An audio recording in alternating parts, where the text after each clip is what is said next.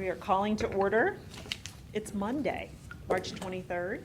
We are here in the administrative offices at the Berlin Room, in the Berlin Room. Mrs. Hatfield, would you please call a roll? Absolutely. Mr. King? Absent. Absent. Mr. O'Brien? Here. Mrs. Patrick? Here. Mrs. Wagner-Fiesel? Here. And Dr. Weiss? Here. Thank you. And we will now stand for the Pledge of Allegiance. I Pledge allegiance to the flag of the United States of America and to the republic for which it stands, one nation, under God, indivisible, with liberty and justice for all.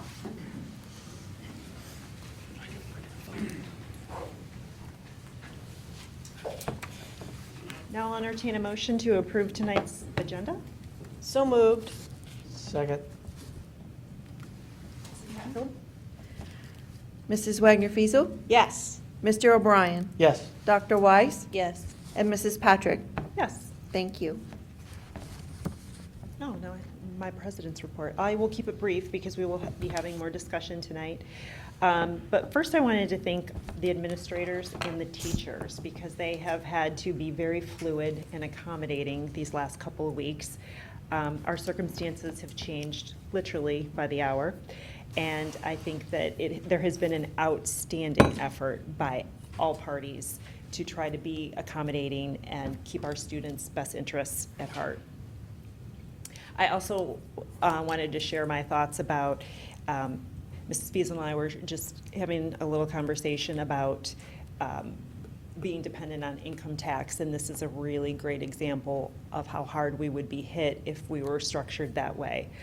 Also, I know some of the public has shared the fact that we have an $84 million cash surplus at the end of this school year. And again, shining example, tax collections are not going to go as anticipated this year. They're going to be very slow. We don't even know what the valuation for the district will be. And fortunately, we do have some cash to sustain us through these unprecedented times. So I'm very grateful for the way that we are structured financially. That's about all I have to say tonight. So I think we should move on to the superintendent's report and cover some of the outstanding issues at hand. All right, I'll let you just kind of roll along there, Dustin. So our coronavirus update and what are called district steps. Obviously, it has been a big transition. Unprecedented times is kind of the common phrase. We transitioned to this distance. We're not calling it an online learning environment because not everybody's doing all online learning. It looks totally different for a senior level AP class than it does for a kindergarten class. So we're trying to maintain, we said for the first 2 weeks of school time, because the third week is obviously our spring break, and we've instructed staff and families that we're going to shut it down for spring break. By then, everybody's going to need a true break, and we want people to feel that sense of relaxation. So we weren't piling on a lot of new learning in those 2 weeks, a lot of just reteaching of concepts, and obviously some classes were moving forward. I think some were better equipped. I do give a lot of credit. I think our staff has been very adaptable, very positive, very supportive. Jack likes to say all the time that the success of this is going to be with the communication that happens between our teachers and their students and their families. And the ones who do that really, really well, kids will be more successful. So obviously we're continuing to support them in that. The tech team did distribute more than 750 devices last week, so I compliment them. And we're getting a kind of a stream of requests for devices still in, I'll call it a slow stream of requests, more for convenience than maybe necessity.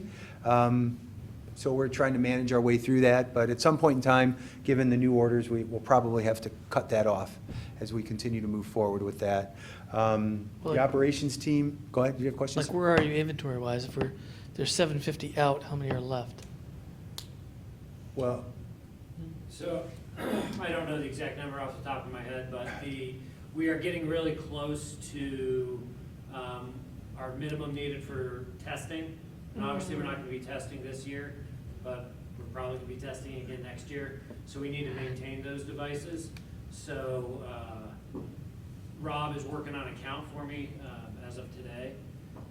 We're within, we think, like 50 of the number where we've collected basically all of the individual Chromebooks, and then the ones in carts are kind of the testing Chromebooks. So once we're out of the individual ones, that's really where our line is. Okay. And that is specifically just to ensure that those are not corrupted, I guess, for Yeah, testing? I mean, we can't guarantee that they're all going to come back in workable condition. Right. Obviously, I would imagine they could be re-imaged and Mhm. the quality of the device could be sustained, hopefully. right? Do we need them before next? I mean, is that a hard and fast rule that we won't let the cart ones out? Right now, we're not, I don't anticipate we'll need to, given what, If it's slowed down. what the I mean, we're down to like, I think the latest was, It's about 20 today requests. mhm. How are we managing that? Is it like a sign-out process? Mhm. They're signing off a You had to, there's a Form. release form release form. or a response. That's what we did at the Career Center, too. Yeah, Maddie has. Mhm. Go ahead. You're fine. Nope, all good. So we, the operations team did a great job of organizing the meal distribution. And obviously, we are offering meals to anyone in the district who is requesting a meal. So the food service department continues to, they've kind of, obviously changed that as they've gone along. The first day, they made a lot more meals than they needed, and then they kind of adjusted, and then they're kind of doing two days at a time. So people are able to just come once. Transportation team is delivering meals to people who aren't able to get to sites to pick up the meals. So really proud of the effort of the teams there. Right now, state testing is under consideration for cancellation. The federal government has a waiver process, the state Board of Education, and the there's a lot of layers to it, but I doubt very, very highly that we'll be doing any state testing. So, which, again, we'll see if we're back in school at all. So obviously that'll be the first domino to fall in that regard. The kids will be doing AP testing, though. AP has announced a completely online format for AP testing. There's still more details to come on that, but they're talking about shortening the test to approximately 75% of the content, because we were 75% through the year. So we'll basically be testing on 75% of the content. It'll be a shorter test. It'll be all online. We believe it'll be mostly extended response.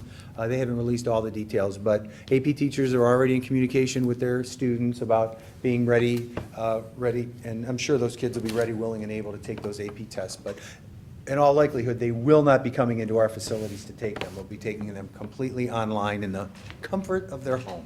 Do we think the time frame will still be the same in May? I would totally anticipate that. Typically, it's the first full week of May. Yeah. And they had assigned times, like AP Bio took it at a certain time, and Mhm. So I'm sure it'll fall all within those same kind of testing Okay. parameter windows, So we're continuing to move on. Obviously, we continue to plan for what the inevitable, this week, get through this week, get to spring break, plan for the inevitable of what may happen after spring break. I don't know what will happen, but I would anticipate coming back April 6th doesn't seem likely, but. Well, if we're shelter in place till the 7th, Yeah. can we come back on the 6th? well, no, the shelter in place is till the 6th, Yeah. because I've been It sending is, out. all right, sorry. Yes, because Thank I've you. been sending out stuff to all my business members. I thought it coincided with So what the it first order does. was, so. Yeah, But, he's certainly hinted at enough in the press conferences that there's a highly. be prepared. Be prepared, If the numbers are still escalating, it's not going to happen. yeah. Yes, so. We really have gotten a lot of good positive feedback through all of the, support of our staff across the board, community appreciation for all that flexibility. And I really give our community a lot of credit also for being flexible, being patient. we got a couple emails today from people that already patience is turning in the other direction, so, Surprised by the number of suspensions from being home. yeah. It's high, it's very high.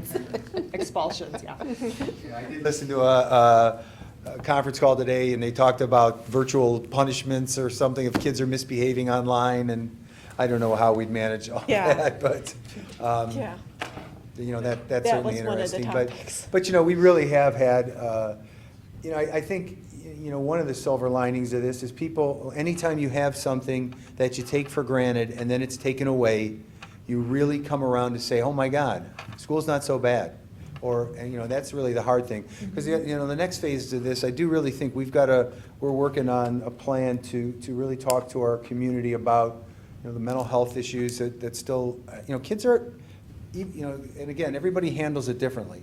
Even, obviously the seniors have the loss of potentially graduation and the loss of all the senior activities and spring sports, and the high school kids have one, and then the middle school kids and the friend, they value their friends so much, and now they can't be with their friends, and they can't, and so they're struggling with that, or, and it's just so different. Dr. Weiss has a fifth grader, so it's different, for what maybe your high school kids are experiencing. So no clap out, no graduation, no DC trip? Well, and BMV We is got it all, closed, so my right? almost Yeah, 16-year-old can't get his license and thinks that it's a government conspiracy against him driving, so. Yeah, you have fifth and eighth? No, I have Fourth. a junior, 8th, and 7th. So and so I do think the silver lining of it is people realize, when something's taken away, they really miss it. Yeah. And so we'll see what happens on the backside, because I do think, obviously better days are ahead. So thankful for the community, though, and everybody being flexible and going with the flow. So, as far as, we're going to have this as a discussion item, but I just wanted to hit it on a superintendent's report quickly, and we'll go through that. But the postponement of the election is really every bit as devastating to our district as the coronavirus, because all of our planning, that hanging in the balance, is critical for our future. So I'll talk more about that when we get to that discussion item. There's a lot of action items, and I can take questions. I do want to highlight Carlene Medeiros is a traveling Yes. nurse. We have two. Jane was, McCrae was on the last agenda, Yeah. and now Carlene. Carlene's been with the district over 20 years. Jane was with us for 30 years, so we are down 2 nurses. There are quite a few big action items on here. Purchase of buses from Rush Trucking, that's 11 school buses. Those are mostly replacement buses for our aging fleet. As we continue, there are a few special ed buses in there that we need as our special ed population continues to grow. The purchase of those buses is coming from 2016 bond funds. Yes. We do have our standard yearly asphalt. We're doing 39,000 square yards of asphalt. 38,400, I think is what you quoted me before. Yeah, I know. Mr. Gordon gave me new information this afternoon after there was an alternate bid that was accepted that was able to do more square yards, which lowers the price per square yard to $11 and, Yeah, it was 39,543 square yards at 1146 per square yard. so, and that's coming out of our permanent improvement funds from the 2016 issue. There's a 4-year contract with HP Integrated Financial Solutions to lease 1,800 laptops. Those are replacement laptops for all of our staff laptops that we need. Our lease is up on the old laptops, so, and then we have 2 purchases that go hand in hand. Final Site is a new district website. We actually got a Office of Civil Rights complaint about our website because it's not, it's not ADA compliant because it does not have the ability to we post a lot of things on the website in PDF. in PDFs, and those aren't friendly to Right, people with. Disabled. yeah, who are blind. Yes. And so we're actually paying for a service to translate those documents into,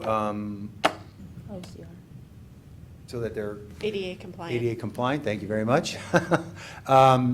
So the new provider will solve that problem, but we also think it's a more robust website. There is a one-time conversion fee associated with that, and that covers the cost of converting all of the PDF documents that we have online instead of somebody here doing it internally, which would be a very long and More expensive. time-intensive process. That one-time conversion fee covers that. And then the eSchool View is a new mass communication system. Currently, we're using Blackboard for that. And the eSchool View has a better function with regard to staff mass messaging. Currently, a lot of our staff use Remind for mass messaging. Blackboard does not allow for staff to use that function, so they have to use Remind. Remind is going from a free service to a paid service, and it would cost approximately $60,000 for us to use Remind as a district, as the quote we've got from Remind going forward. So eSchool View will enable our staff to do mass messaging. The other really important feature that goes along with that is that we'll be able, we're not able to monitor staff messaging with Remind. So we really have no oversight or control over those mass messaging. So perhaps it could be something that we don't want them messaging people about. So we're able to monitor it through eSchool View, which will be a much better functionality for us, I think a better protection. It just feels like it's been about the 5th mass provider reviews since I've been on the board. I just know We that. just change them like every 2 years. Yeah, but I just know because this is my field that I deal with at the Ohio Chamber of Commerce, and the amount of changes that are constantly going on, and companies that go out of business. I cannot tell you how many web companies I've had to deal with because they've gone out of business. And that is what But- is so frustrating. What, due diligence on the provider is important? Are we providing someone who has the financial wherewithal to be here over the long haul? Well, I think there's two parts to that. One is that, yes, there is a bid process that goes out, so you deal with the companies that are here at the time of the bid process. And two, you're looking at companies who, it's hard to predict that sustainability. Today, they might be looking sustainable, but in 3 years, they've left the market. So I think the due diligence is done on the beginning, but that crystal ball in this industry that's changing this fast is not the same type of structure that you would see in, for example, health insurance provider or another provider, service provider that we might use. This is a rapidly changing field. It's not, you see turnover much more fast. And it's very Faster, frustrating excuse me. for those of us who use it, who use these types of services, because we're constantly having to change. But unfortunately, I mean, I've been doing this with the Ohio Chamber of Commerce for over 20 years, and the type of vendors are constantly changing. And so I can vouch for I don't know, as far as mass messaging goes, this is our second. Blackboard was the first that we used, and I think they were in place, I don't remember us, like, We went through it twice with Wade, at least once with you. and it might have been for websites or websites and mass messaging or Yeah, is it- the blast calls, the blast texts. We've yeah, done because it. we used to have the blast, the public, just, it was called public, not Public School Works. One call down. One call One now. Call Now, yeah, One Call Those are Now. legal changes. And so, that was different, that was, before maybe the mass texting capabilities and, But part of it was, none of these things on this page would be subject to the 15 million in cuts that you just referenced. no, well, because the bond. These irrespective Correct. of the outcome of any levy, Right, Correct. those are Correct. prior funded. correct. Right. Because the buses are out of the bond funds, the asphalt's out of the PI funds, the technology's out of the PI funds, the website and the mass messaging are in our current operating budgets. and- Funds couldn't be repurposed for other priorities should the levy go in a different direction. No. Well, and I know that we're on a schedule with bus replacement, because that's been discussed here, and the asphalt has always been, the only thing that I would say that is, somewhat new is the communication pieces. And I know for a fact that the PDFs come into play when you're not an ADA compliant Well, that was, website. and it's just, And how much did we have to pay to be in, didn't we have to pay a fee? Yeah, monthly, we have to pay. Yeah, because we're not ADA compliant. And right, and we are currently, we're currently paying for website services and for that to be in place. So while it's not a dollar for dollar trade-off, we are getting that compliance up to date and current. They also provide ongoing monitoring, so as we continue to move forward and putting more new information on the website, they'll make sure that things don't get posted that are not compliant. So we're getting that regulation to get us up to speed and continuing. Well, Did we change providers to become ADA compliant? Or we change providers to being like our current provider, and the new provider also happened to make us ADA compliant? Both. well, we definitely had to change the providers to become ADA compliant. I mean, that, How can they be a provider in the marketplace if they're not ADA compliant? Oh, the original? Hmm? The original website designer? Right, but how can they be Website in platform? business today if none of the websites they support are ADA compliant? I mean, we've had that provider for our website for. I can't imagine we're their only client. Yeah, well, they might not have many clients for long if the OCR complaints keep That's my coming point, after is them. if they're unable to be ADA compliant, how do they stay in business? It's only for public websites. The OCR rule is only for public Right, businesses. like for my website, So they focus primarily on private sector, not public sector? I don't know that, but I know that that's. Is that a how they do it. hypothesis, or we just, Well, we've had that provider, that provider was in place before, we've had it for longer than 5 years. It was brought, It was a 5-year contract, correct? I don't know that, I mean, I know we've had it in place, it was in place prior to me becoming superintendent. It was selected by previous administration.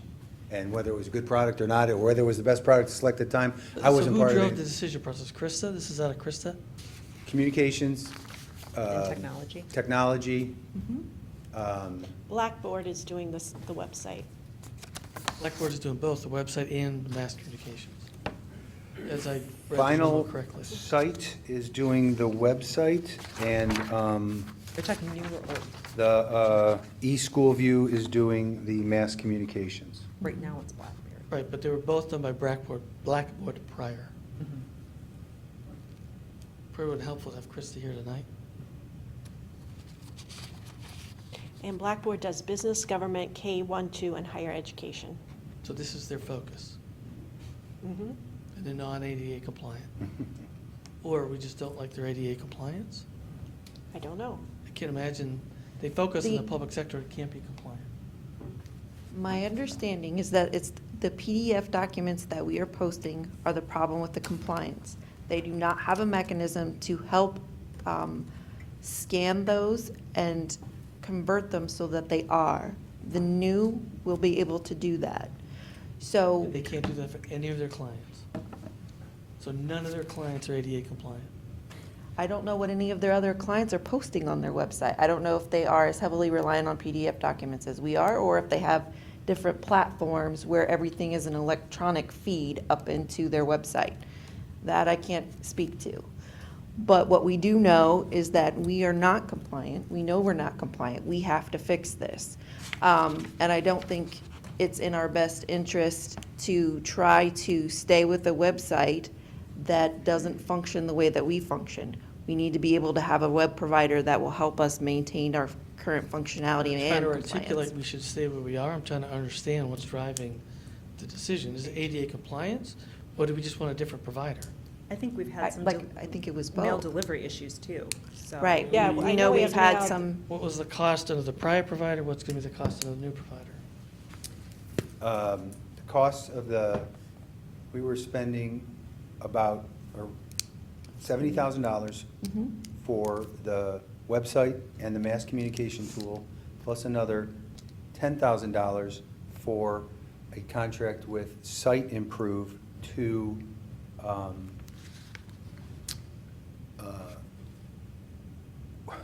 basically continually scan our website for ADA compliance or OCR compliance because of how the previous website functioned.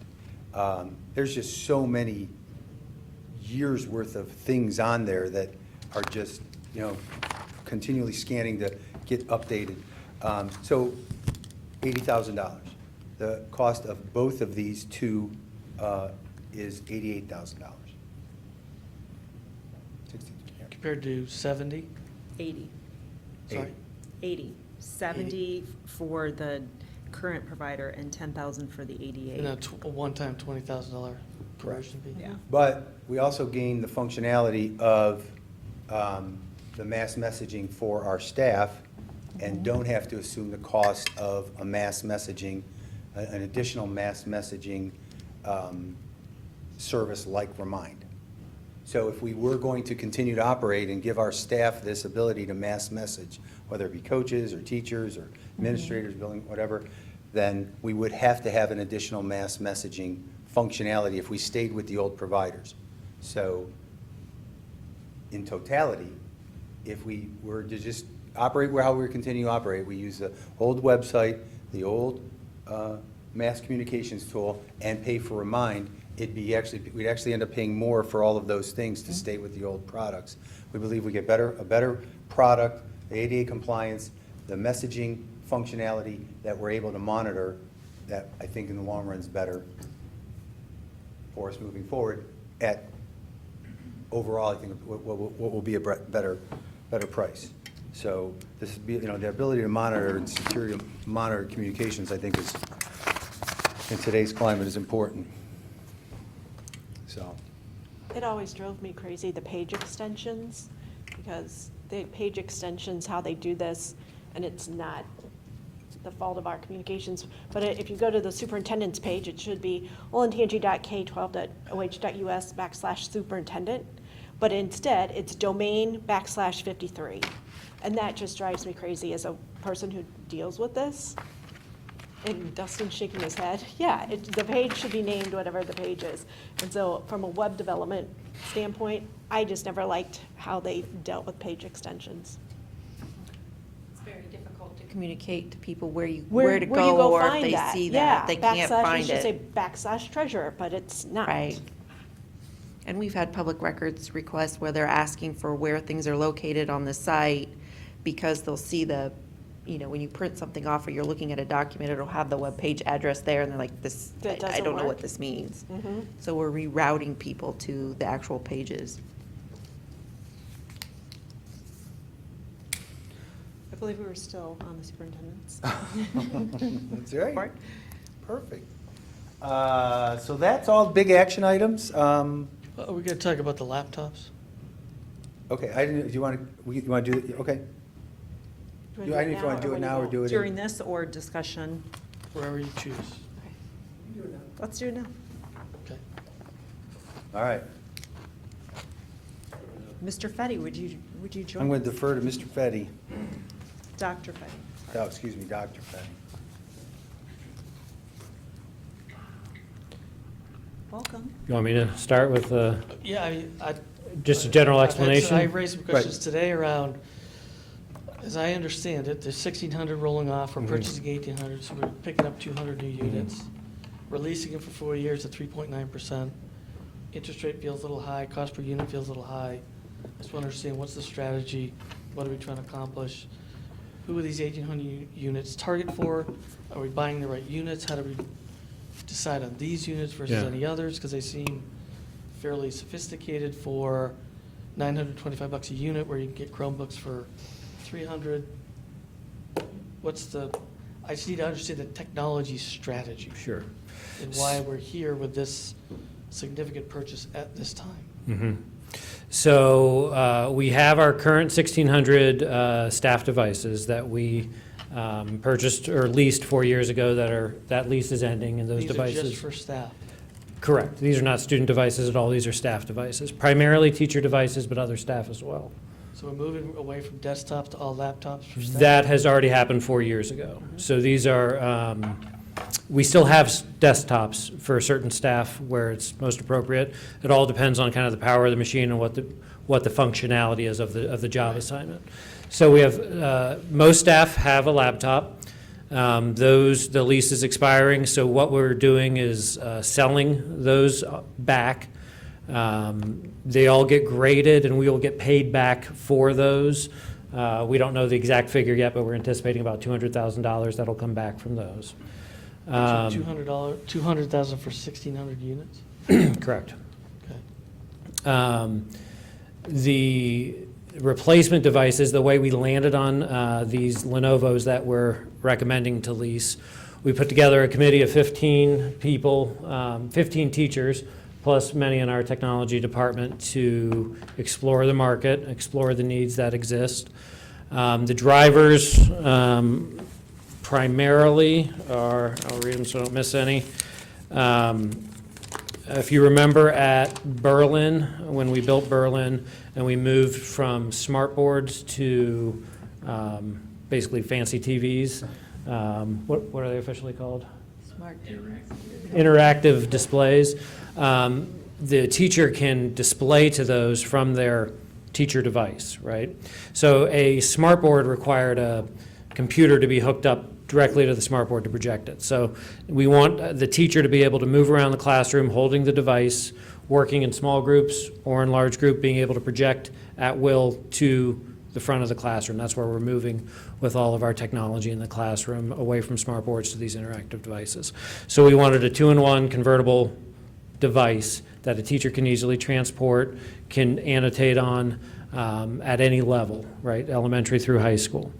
So we also wanted a stylus with the device, or that was compatible with the stylus that we could buy separately.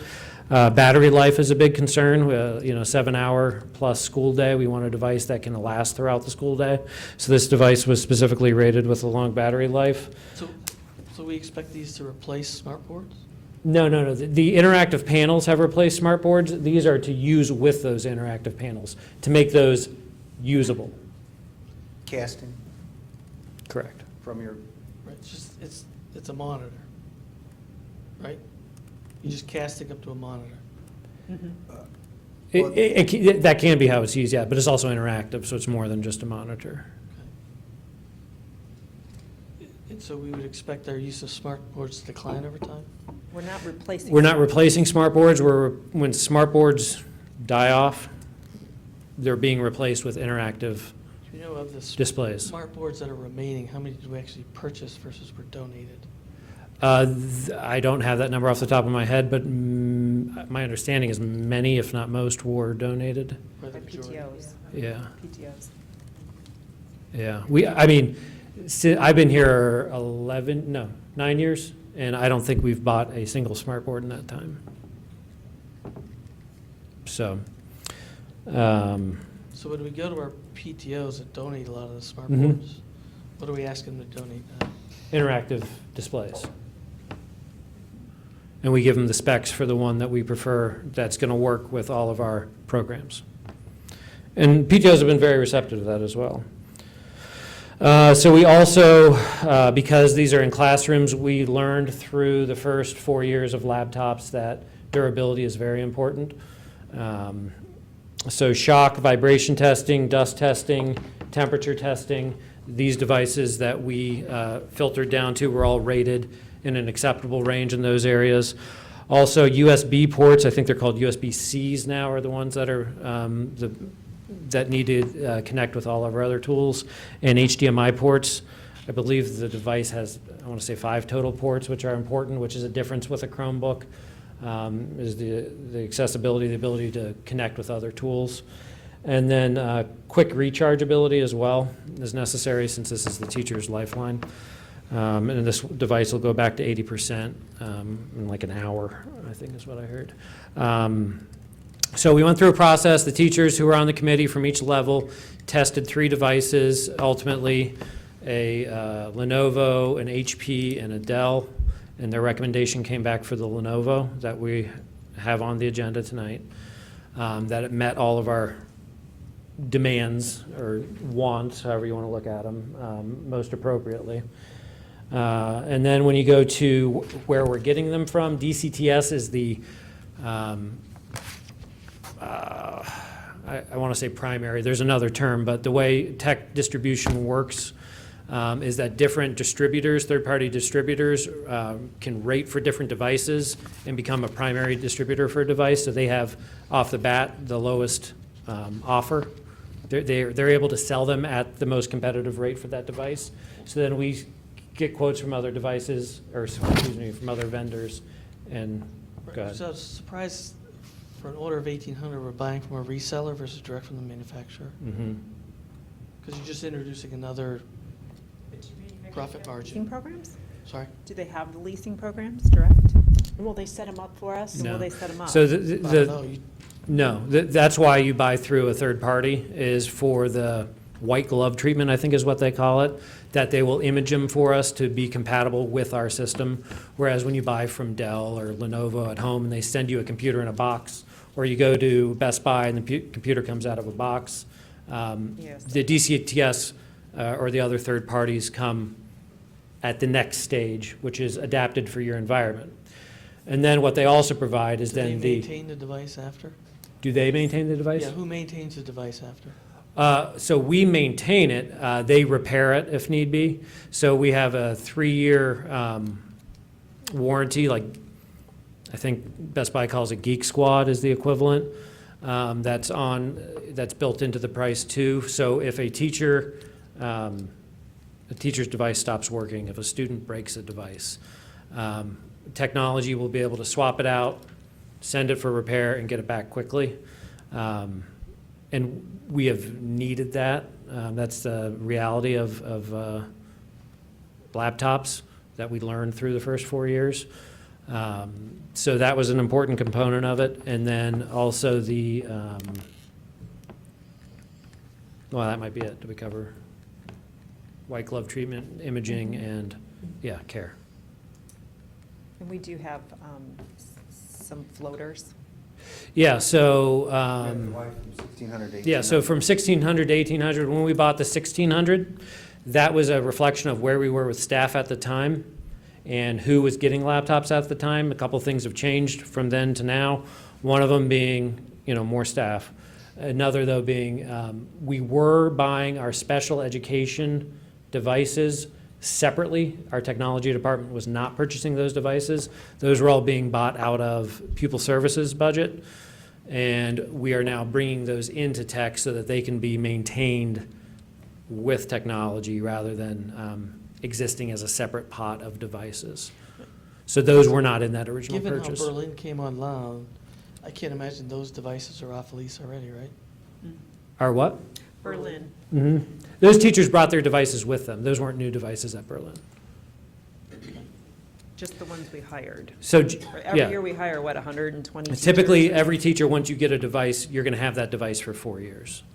So in that 1,600, a teacher who purchased it or was hired 2 years ago has a device that looks a little different because it's a different version, model, whatever, and that'll stay with them for 4 years. Except for in this transition, when we do a refresh, we'll take into account all of our devices. We also have sub-laptops. In a given day, a building's going to have anywhere from 5 to 15 subs, and those substitutes need a laptop to access all of our equipment because we don't have desktops anymore. So we use our older ones as sub-laptops. So depending on the cost that we'll get from the buyback, some current teacher devices might become sub-laptops, and then they'll be on the new cycle as well.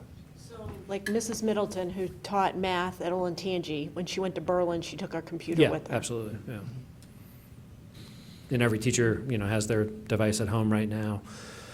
And it's important that we have the same device around because we have to be able to support them all. So like in this current situation that we're in, our technology department has 3 by level kind of helplines set up in a chat room format through Microsoft Teams so that teachers can all get the help that they need. And then also they're able to help one another. You're able to see what has been posted, what questions have been asked, what troubleshooting can happen, and you can learn from one another because the devices are interchangeable. We're comfortable with the lease terms? Yeah, the lease terms, you mentioned the interest rate being high. We agreed to the lease terms in January when we finalized and selected the device, and that was the most competitive rate at the time.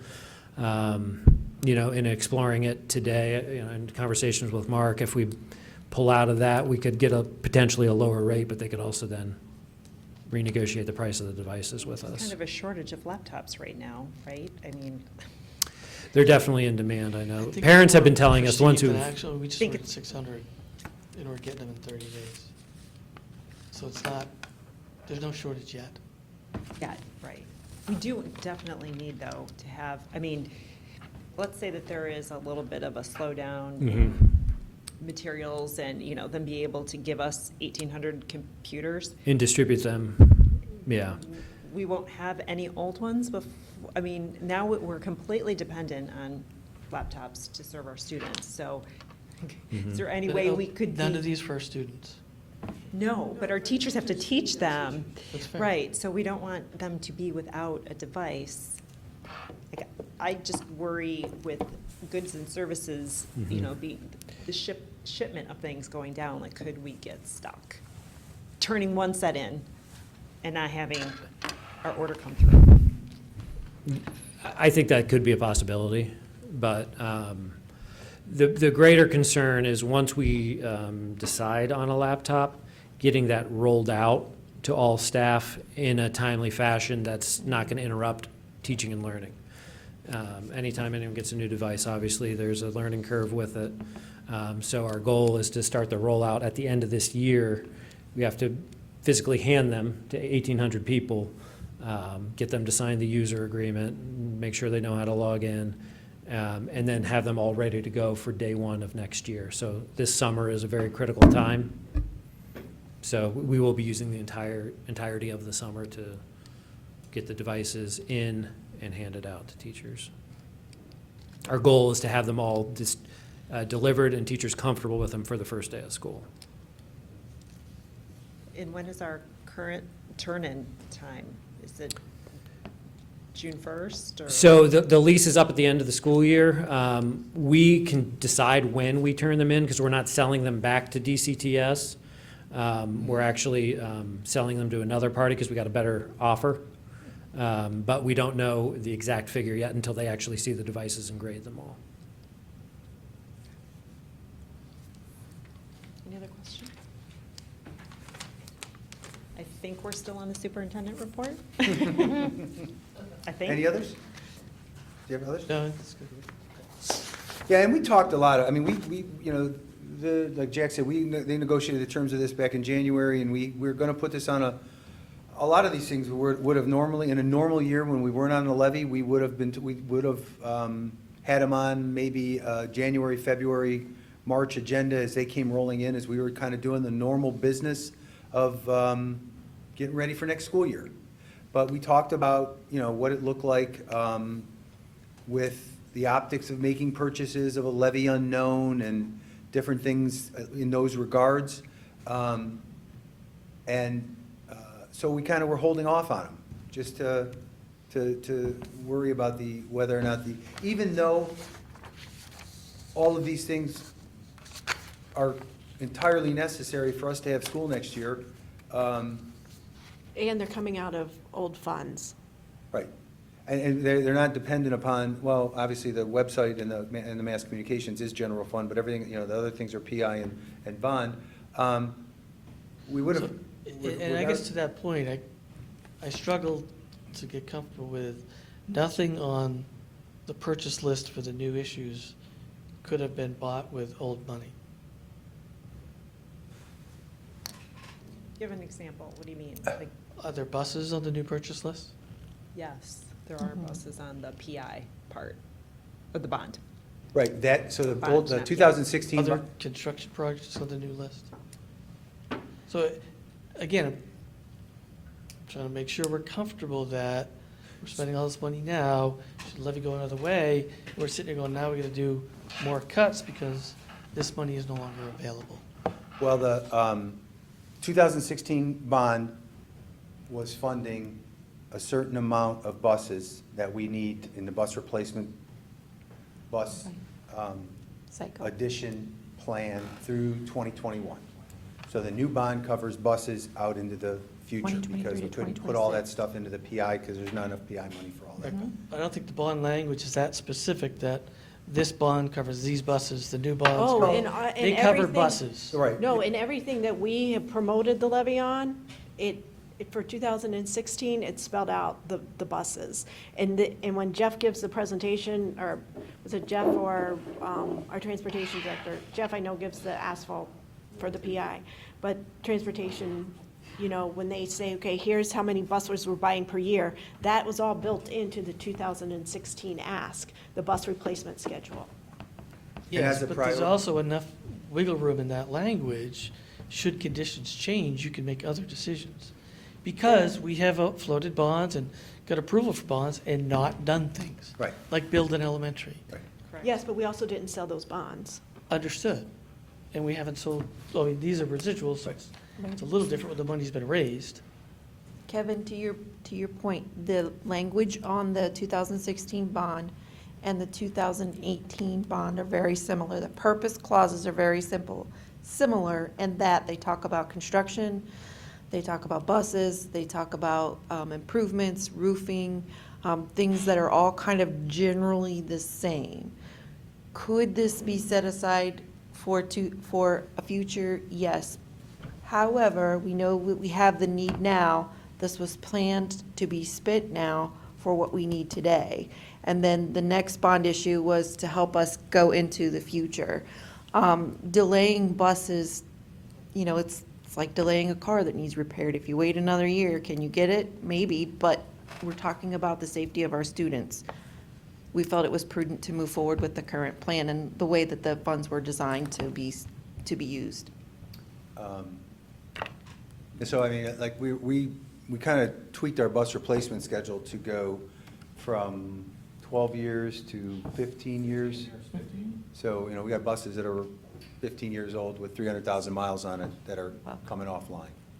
So, if we end up not being successful and we cut busing, we'll obviously eliminate, the buses we would eliminate if we eliminate routes would be our older bus, would be even older buses. Because we have more than 11 buses that are 15 years old. I would venture to say, I don't know exactly how many, but at 170.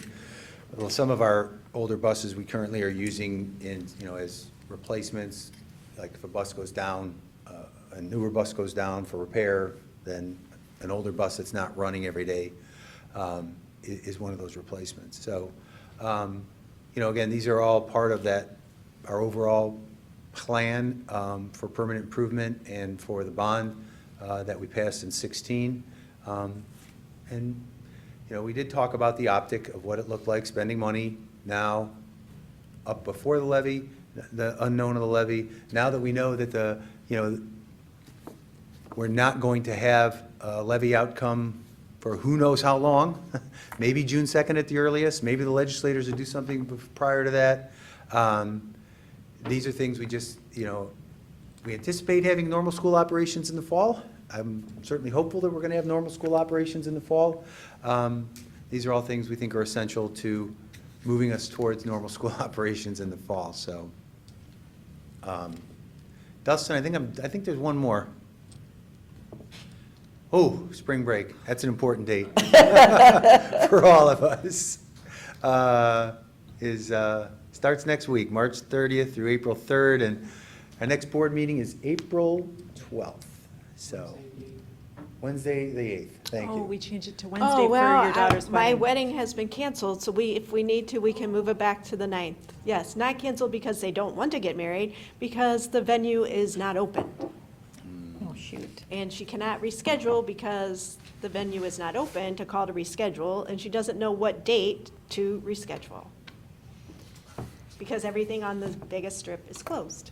So we can move it back to the 9th if necessary, because I will be here. Well, we'll talk about that if we have to, but. Yeah, so. thank you. Thank So you on for- the day that we were finding out the election's off, it's on, it's off again, my daughter was Daughter's saying the wedding. wedding is off, same day. All out of our control. I appreciate all the great discussion on that, so that's all.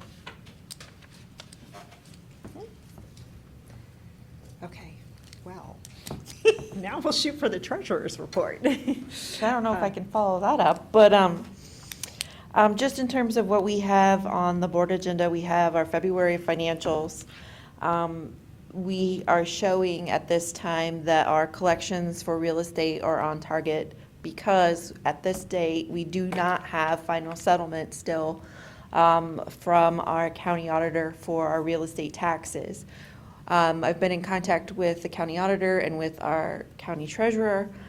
There was apparently some kind of software problem or issue which they didn't get into that has caused the delay, but they are hoping that they can reconcile their systems and hopefully be able to wrap that up and have the final settlement out by the end of this week. So that would be great for the district, not only in terms of just having that finished, but being able to start our projection process. Where are we with collection rates, et cetera.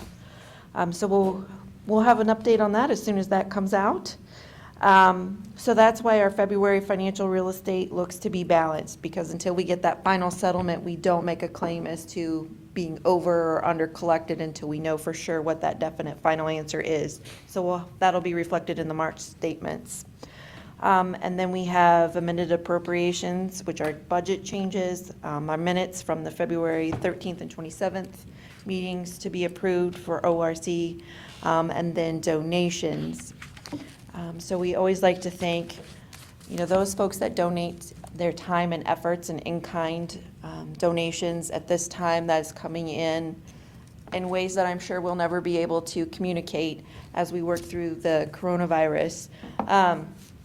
But we're very appreciative of all of that. We have a donation from Lori Webb to Berlin High School Theater. We have Minuteman Press, who donated flyers for post-secondary planning night to Olentangy Academy. Delaware County Commissioners donated Stop the Bleed kits for all school buildings. And those are items that they can have in their safety plans and prepared kits. Then we also have a donation from Liberty Lacrosse Boosters for coaching to the high school, and from the Olentangy Athletic Boosters for the boys lacrosse coaching as well. So we're grateful for all of those donations. In terms of how we're moving forward with the budget, we'll get into some of these pieces as we talk through the discussion item that we have about the election ramifications. But at this point, we have worked through the department and building budgets. We had to cancel our March 20th meeting, which would have been our subcommittee meeting for the finance and audit group to look at those individual budgets. There was just too many unknowns with what the expectations were for stay-at-home and other safety concerns, so we just canceled it. We will set up a remote meeting for April 7th, which is our next scheduled meeting. We're going to prepare for that as if we have to WebEx or something like that, just to be prepared if the current stay-at-home or shelter-in-place is still in line. So we're working through that. We'll be able to meet with them remotely if need be. Most of our committee members have replied and said that they could do that. They have the tools and the internet access. So we'll work through that. And then the rest of the conversation pieces we had are, again, related to the election ramifications. So with that, I'll take any questions you might have about what's on the agenda or next steps with Finance and Audit Committee. No? Okay. No questions. Thank you. Okay, so I know we don't have any public participation this evening, Correct. but we do have 4 discussion items. So, Mr. Wright, your the 2021-22 calendar. Yes, keeping it the theme of business as usual. This is our typical time. Actually, we're a month behind on bringing you this calendar, and I will make sure if it's not in your packet that you get a link to this to view more closely. This will be available on the website tomorrow. As typical per our negotiated agreement and our partnership with our community, we will be sharing this and soliciting feedback beginning tomorrow. We will solicit that feedback for 30 days. Can we get a copy of this? I will Yeah, absolutely get you a copy. Reread? I'm sorry? It wasn't in the pre-read. Yeah, he just said he'll get us a link. It's not on. And I can't even see it up there. Sorry. Yeah. We don't have it. Well, I have one more here.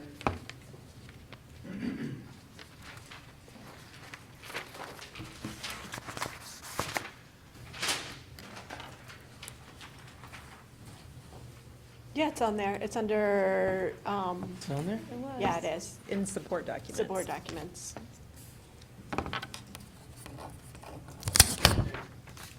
We got Corona. Thank you for enlarging that, Dustin. So as we look at this, this is a draft that has been reviewed with our partnership with Elaine Eddy and our teaching association. So we're very thankful to be able to take a look at this and highlight this in the way that we have grown accustomed. This model completely follows what we've presented to you in the last few years with our third Thursday in August start date. We have verified in September the start of the Delaware County Fair, so that is what is on their website with the 20th there. Our typical Thanksgiving break in the November area, and then our winter break. Our community has been steadfast that they appreciate, desire, demand a 2-week break at the winter recess. So this calendar presents that as well. We do have a teacher work day there and a wraparound in December to avoid having that work day when we come back for break. So moving into 2022 of January of 22, typical start of an early start there, January 3rd. Into February, our typical breaks, late President's Day and late, it's a week later on this calendar. Our spring break in March, as we have done, I think 4 calendars in a row now, we are looking at starting our winter break on the last Monday in March. As we go into it, we have a special recess in the middle of April and a last day for students of May 26th and a teacher workday of May 27th. As we've seen and as we've tried to do is we build the semesters a little bit unequally on the calendar. We have 15 more days in the second semester. We know we lose a little bit to weather, but we also lose a lot of normalcy to testing. So it is pretty close to even when it's all said and done with the testing. So we have 79 days in the first semester, 94 in the second, for 173 student days, and per our negotiated agreement, 185 teacher days on this calendar. Any questions about what you see here? Remind me, why did we not put graduation on the calendar? This is the district framework, and then all of the events then are planned within the calendar, come from that. I do believe our draft date is the 22nd of May. We have gone to that Sunday before the Memorial Day weekend for our commencement exercises. And it's not again, we put what are the days kids are in session, not in session. We don't put any special events per se on this calendar. I have a question. You might not know the answer, but do you know when Easter is? Looks like It is the 17th of April. Yep. Because it's that 15th is Good Friday. Okay.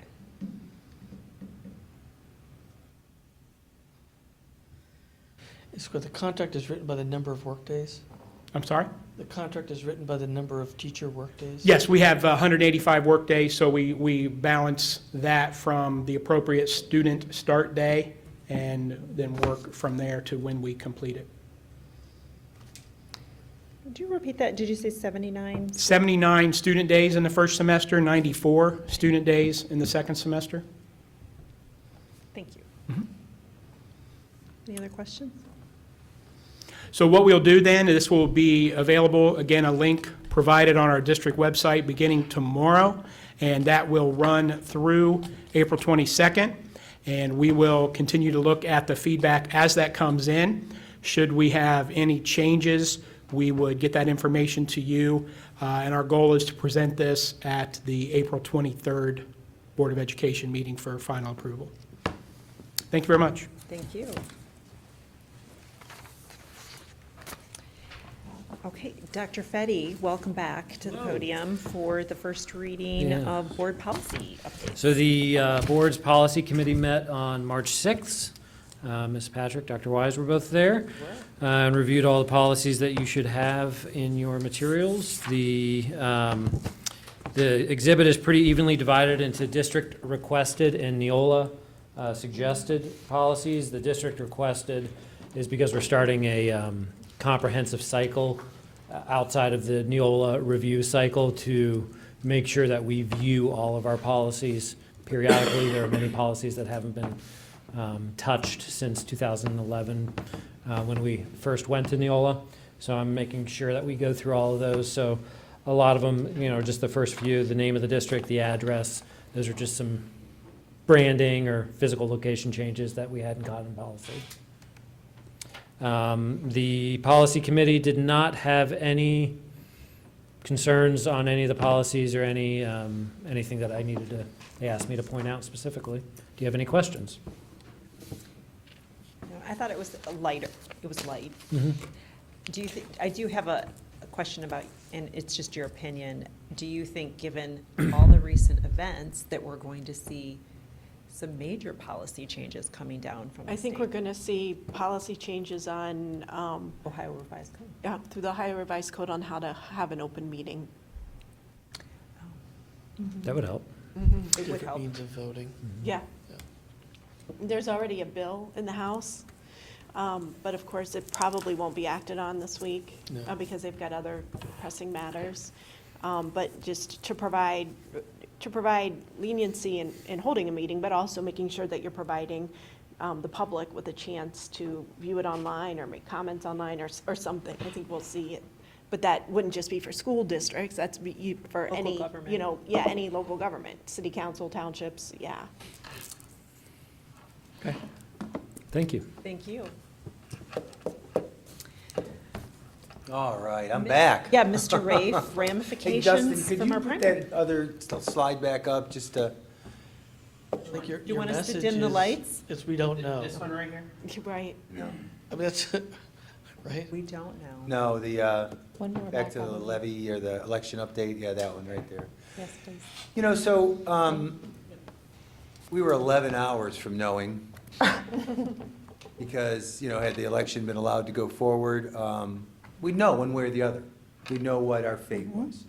And as we ran the campaign, we made decisions based off of where we believed we would be financially, if with a positive levy outcome and with a negative levy outcome.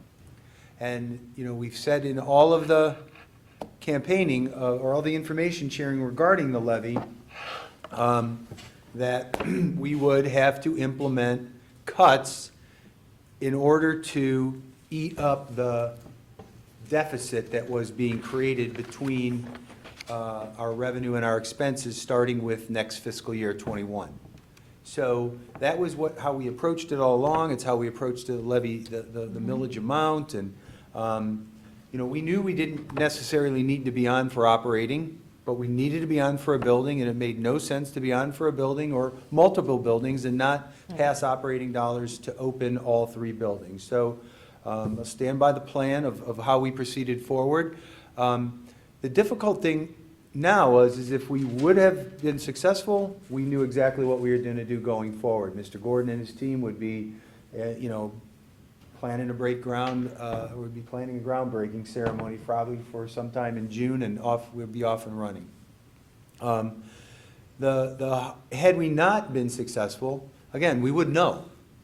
I had a couple of news outlets call me for a quote about something about the election, and unfortunately, I could not muster words together that didn't include profanities I could use for a quote. So I said, sorry, I have nothing to say other than it's really problematic, because we just don't know. We've gone through a process this spring of posting anticipated positions, because we anticipate growth positions at every level because of growth. We have anticipated postings on, for replacements, retirements and replacements. We'll lose, standard, what typically we lose 40 or so teachers through retirements and just general people move away and whatnot. So, so as we go through this process now of not knowing when we'll have an answer, because the unfortunate reality we're facing is that regardless if we pass on June 2nd, the likelihood of the election being certified without a legal challenge is almost certain. That's not going to happen in a timely manner that typically happens. So we're continuing to make contingency plans with regards to staffing. We're continuing to look at what we could possibly be able to do with the construction projects. Mr. Gordon has met with the architectural team and his facilities teams to look at what it could look like and getting a building built in a 13-month period as opposed to 16-month period. As you know, we've already done some pre-work on design and we're ready to go should we pass in June. But it'll be a real tight timeline to get that going. Obviously, if we're not successful in June, then we'll have to have the conversation about where we go from there. We're developing more specific cut lists and scenarios that we'll have to discuss here over the course of from now until June. Right now, it's still a little bit too raw to be. I think Rhode Island did it today. They delayed their primary. Did they? But yet, They have like 2 delegates. yeah, I was gonna say, but yet Arizona and Florida Went ahead, right? voted. Yeah. Two Illinois? big states, yeah, in Illinois. And I call out Arizona and Florida because they're Republican-led.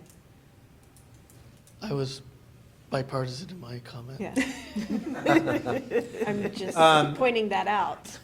But, the hard part is, well, we're going to have to decide on a number eventually as to what that cut list would look like.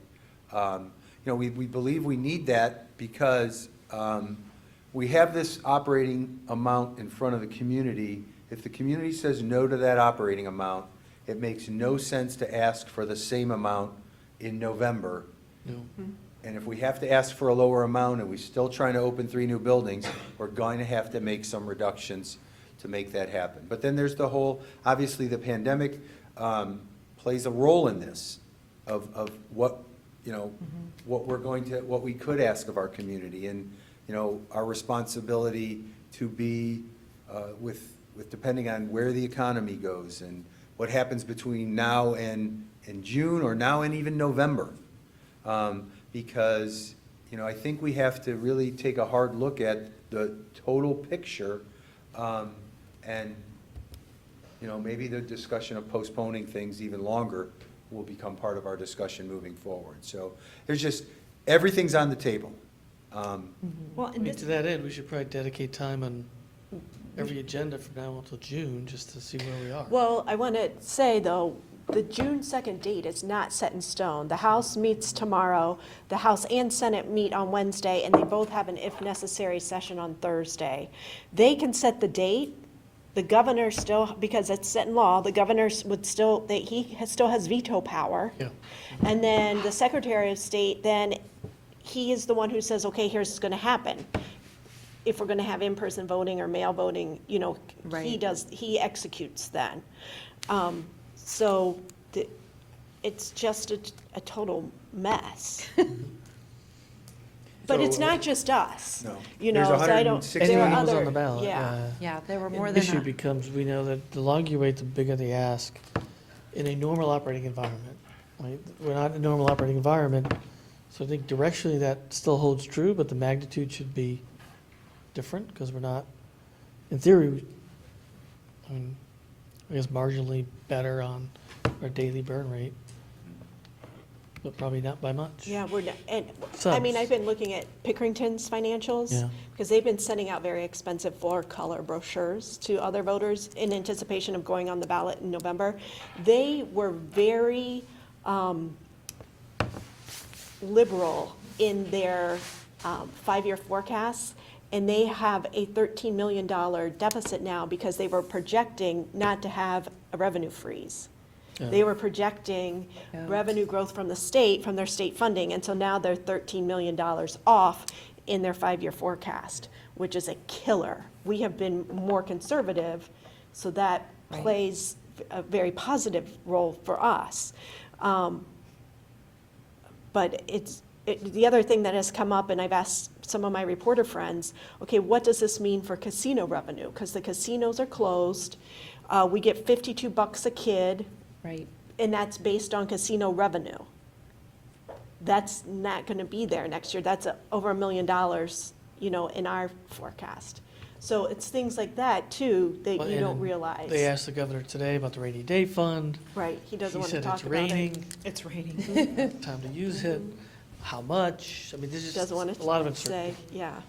Why we're, Just gonna plug through it. so, and I think, obviously, you want to talk about 5-year forecasts coming up and where we, Sure. So of course, we're looking at the 5-year forecast, going which direction are we going? We don't have an answer for our ballot items, so how do you predict, do we have the additional revenue? Do we not have the additional revenue? Do we, what does the timing look and what's the economic impact? As we look forward towards real estate revenue, are we going to see an overall lag in greater delinquencies? We feel valuations are increasing. That seems to be the general consensus through the auditor's office, but how fast or are they at all going to, to what degree will delinquencies catch up to that? We also, to Julie's point, thank goodness we're not dependent on an income tax at this point, because that could be very detrimental to us as the state of the economy ebbs and flows through this. We also have to take a look at, the general unemployment. We know we've got some sub-costs that we can save on, but we also know our food service department is losing revenue by the moment. So typically, our food service department is self-sustaining. They're able to offset their costs of salaries and benefits and product through their sales. If they're shut down and they don't have sales, they still have their personnel that are contracted workers. So we are looking at and researching what would it take to help make them self-sustaining, what would it look like to give them, if we needed to give them a one-time boost or transfer from the general fund to the food service fund to help them be in the black and continue to operate. So there's a lot of what ifs and what time frame do we need to plan for with that. We've put together some scenarios for you that are in your support documents.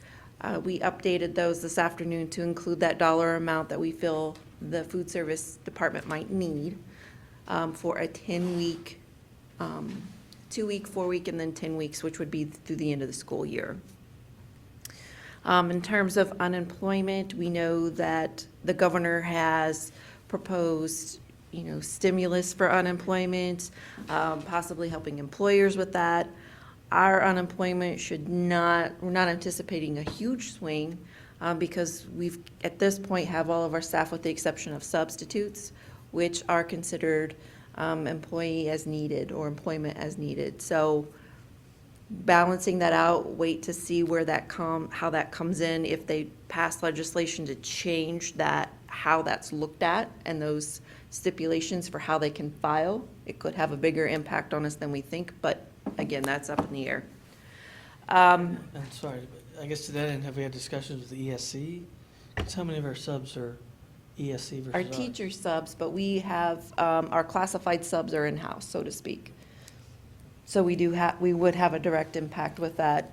And if the ESC had, even with certified staff, that would be billed back to us at some point. So we would see that, we would have to pay for that difference with the certified staff as well at some point. Because they would, prorata, how many subs did you have, how many days were they there, just like they do with the surcharge and stuff. I'm sorry? We wouldn't be on the hook for the ESC unemployment. No, we wouldn't have to pay it directly, but I think that they would probably try to bill us back for some portion. They can try.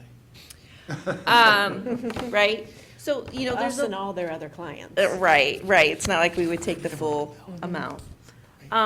So there's a lot to watch. I know when we were moving forward and trying to even talk about with the election, the bond sale, to Mr. Rafe's point of making sure that we could open the building on time, we had put in a lot of work with our municipal advisory council to make sure that we could have the official statement ready to go, that we had all of our information to be on the market with bonds as quickly as possible.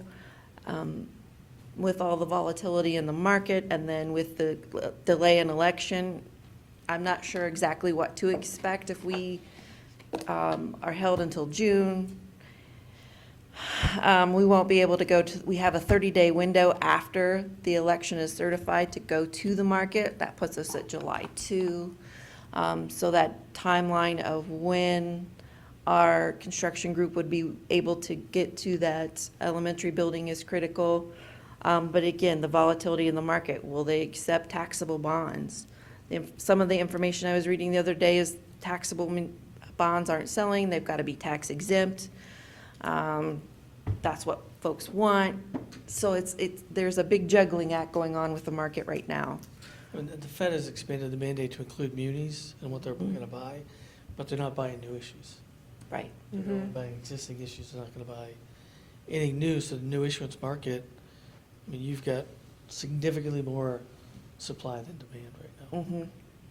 Right, because we're all in the same boat. We're all trying to get things taken care of, and, you know, the other municipalities that use that tool don't necessarily have another mechanism for the projects that they've got, and they've got larger, bigger dollar projects, so, yeah, it's pretty flooded right now.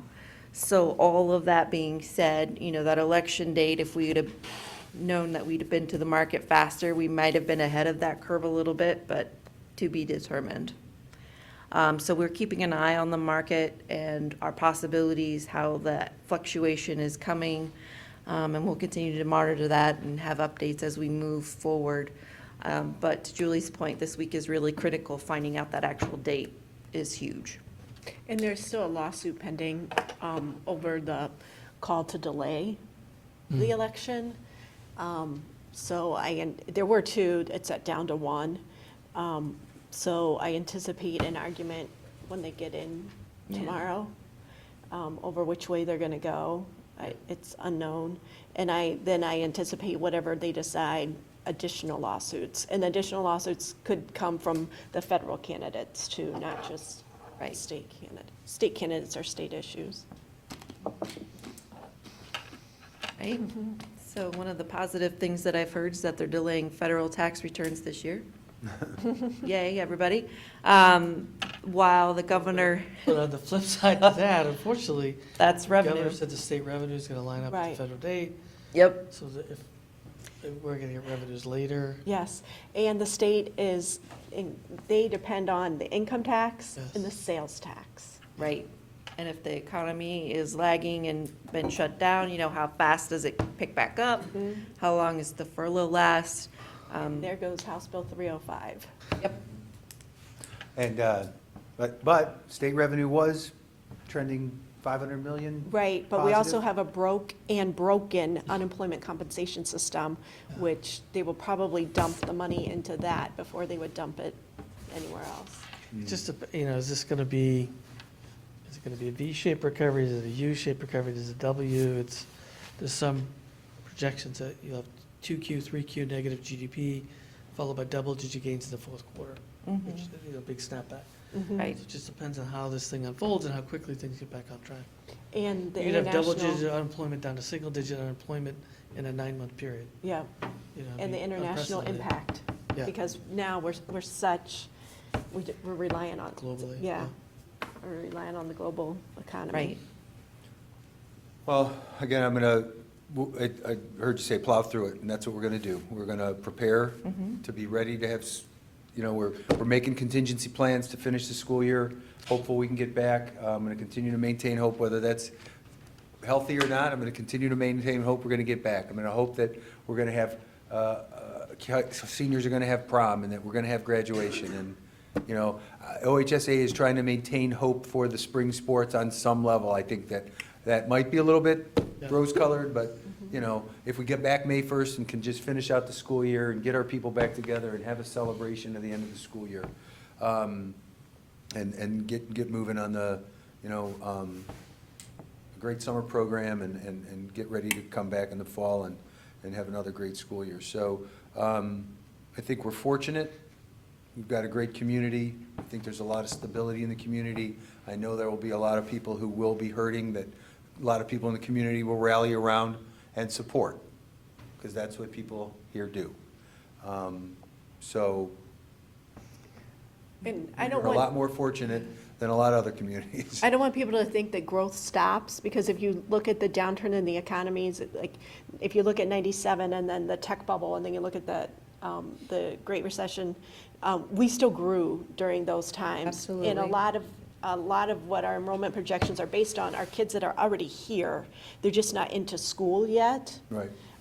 So I don't want people to think that, oh, growth stops, automatically stops, because it doesn't. And if you look at our historical growth, you know, I think the last time that we did not grow was 1984, like 83, 84, when Dr. Hall was the superintendent, and he was offended that I said that, but that was the truth. You're probably still a student then. Yeah, and, yeah, so if you just look at our historical growth, we're still Well, going to since grow. I was the only one who was a high school graduate at that point in time, Katie, I was in high school. we're in a graduate. No, I wasn't. I'm the only one who was a high school graduate. 83, 84, so. In the room. Yet you're bragging about it. In the room. Oh, jeez. Oh, I'm the oldest person. And the years that we didn't grow, in those 80 years, it was like they didn't grow by like 6 students, you know, so it wasn't a huge drop that it. Buckeye Valley. Yeah, Not projected to grow exactly. for It's the next Buckeye 10 Valley years. currently, yeah. But maybe our growth curve will be instead of this. Yeah. It has, you know, again, it's not what it was at 1,100 or 1,200 or whatever, some of those really peak years, but it's in that, you know, Lower 5 for to 6. longer. Is that our new slogan? Lower for longer. Okay, any other comments about? Okay, so we have one last discussion item, and that is the resolutions that we're bringing before you tonight. So let's open that up to any discussion. The first one is that I don't have any definite numbers on this, but we are looking for donations to personal protection and any emergency type products that we can give to the community. Do we have any idea what our inventory is? Yes? No? Yes? Dr. It's Fetty? not final yet, but the nurses were out today collecting everything, and they're working on a spreadsheet right now. Okay. I'm watching them fill it in live. Gloves and masks, we have a good deal. Mostly gloves and masks. And this was done at the Career Center last week. And we made donations to the Sheriff's Department, to local hospital that serves the community, the local EMA. So there are local entities that need them. And we're not going to donate them to an individual. We're not going to donate them to a for-profit transportation company that needs them. We're giving them to two people, health-related organizations that truly need them. Any other comments about Resolution A for emergency medical needs? Okay. Okay, let's move forward in the discussion. Item B, which we currently have a process in place that our treasurer, Emily Hatfield, can make purchases that don't come before the board up to $50,000. And because we are not quite sure how, as a board, we will be meeting in the near future, changing that amount to $100,000. And that would be for emergency uses, like if a roof over at, one of the schools caves in and we've got to, patch it up, or a boiler goes, or, something like that, because we may not be able to get together to take an official vote. That's why this is in place. It doesn't mean that Mrs. Hatfield's going to go out and buy, new products or something like that. Right, and, to that end, for the community's peace of mind, I would also say that when we put together our monthly financial packet, there is a check register at the back of that packet that is quite lengthy. Yep. But it does, I guess, show and/or memorialize every check that's come out. So, we know that it's there and it's available. The community is still going to be able to see every purchase that is made, whether it's an emergency or non-emergency. So, to that, I would say this isn't a spending spree. It's just, to your point, in case of an emergency, something happens before we have a next meeting where we have a quorum vote, we have an opportunity to take care of that emergency situation. So how long does the elevated threshold last? Is it in perpetuity? No, it's through it's declaring an emergency, and so when the emergency is no longer, then you go back to the When we're out of a 50,000. state of emergency. Right, yeah, it's based on the governor's So once the state of governor says the emergency. emergency's over, Right. okay. So Yes. it coincides with the governor's declaration of Absolutely, emergency. yep.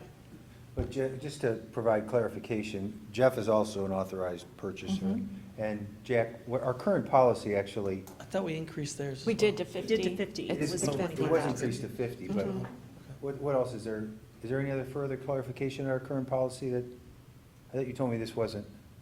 The policy mentions emergencies, except in case of emergency, so I think this clarifies the emergency language. And the policy that we're referring to is specific to the 50,000 language. This is specific to what Julie just mentioned, roofs, boilers, capital expenditures. But I think this is going beyond that as well for any other need that might arise in the emergency. I don't know that we even had any emergency expenditures other than a boiler, correct? I Mr. don't Gord, believe so. Nothing in the last year or two? I don't, A couple years ago, we had roof A over roof. Olentangy. some things that went through insurance, but not necessarily a Yeah, one-time. through insurance, but we've had some repairs, but nothing that was over 50,000. We don't anticipate using this, but just in case. Mhm. Okay. Any other comments, questions? Okay, well then I will ask for a motion to approve board action items A and B. Should I restate that?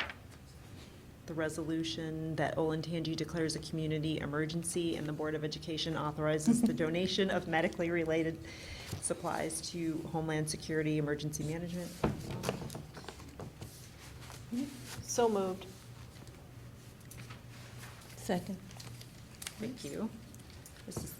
And that is for both A and B. A and B. Yeah. Okay.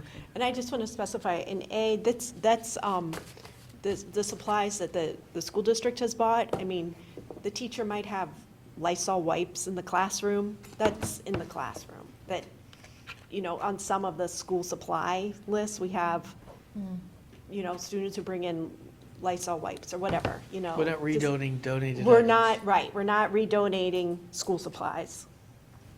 Because our students will be back and they will be needed. Someday. Yes. Right, we're talking about materials that are needed in the We emergency. purchase with tax dollars. Mhm. Okay, please call the roll. Mrs. Wagner Fiesel, Yes. Dr. Weiss, Yes. Mr. O'Brien, Yes. and Mrs. Patrick. Yes. Thank you. Okay, Mrs. Hatfield, would you please present treasurer action items? Yes, please, I would like to present treasurer action items A through D for approval, please. So moved. Second.